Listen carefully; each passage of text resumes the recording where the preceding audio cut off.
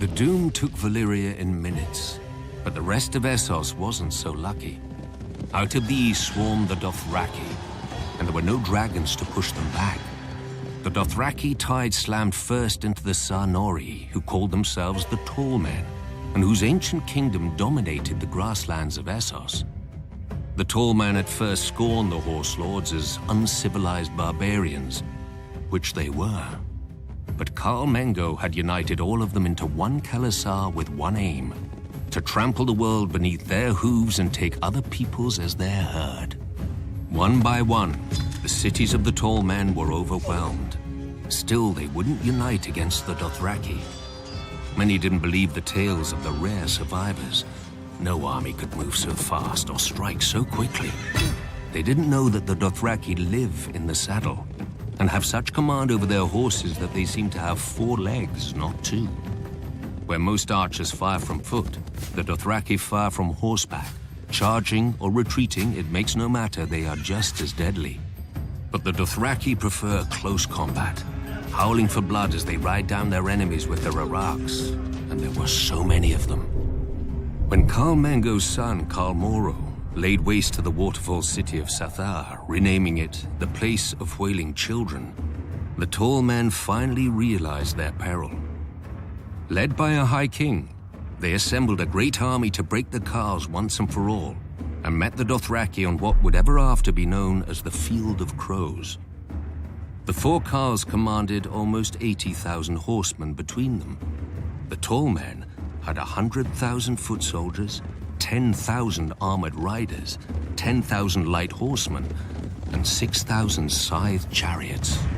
As battle was joined, the earth-shattering advance of the Tall Men's chariots smashed through the center of the Dothraki horde, the spinning blades on their wheels slicing through the legs of the Dothraki horses. When one Khal went down before them, cut to pieces and trampled, his Khalasar broke and fled. The chariots thundered after the fleeing horsemen, and the High King and his armored riders plunged in after them, followed by their foot soldiers waving their spears and screaming in victory. But it was a trap. The Dothraki were not fleeing, as the Tall Men realized when the Horse Lords suddenly turned their horses and unleashed a storm of arrows. 2 more Khalasars swept down on the Tall Men's flanks, but another attacked them from the rear, cutting off their retreat. Completely encircled, the High King and his mighty hosts were destroyed. The Tall Men had stood for thousands of years. Now the crows feasted on their corpses, as the Dothraki squabbled over their valuables. The common wisdom is that the Dothraki tide finally broke upon the spears of the Unsullied at Quohor, saving Essos from the Horse Lords. In truth, the days when the Dothraki could threaten the entire world had already passed. The great Khalasar forged by Khal Mengo had splintered into a dozen hordes after the death of the last great Khal, and the riders had resumed their petty feuds. The grasslands of Essos are now called the Dothraki Sea, but no more nations drown in it. Still, the Dothraki priestesses, the Dosh Khaleen, prophesied that one day the Dothraki will gather at Vaes Dothrak, their holy capital, and unite once more under the greatest Khal of them all, the stallion who mounts the world. He will lead their people to the ends of the earth and grind all nations to dust beneath them.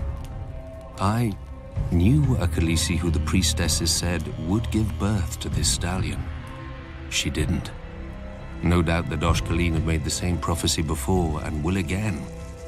World conquest is an alluring dream, but few who dream it ever wake to its reality. Yet could the Dothraki, united behind one great leader, conquer the world? When I first came to Essos, I laughed at the idea. But now, most armies are either sellswords, paid to fight, who often refuse to die, or peasants called up from the fields and hovels.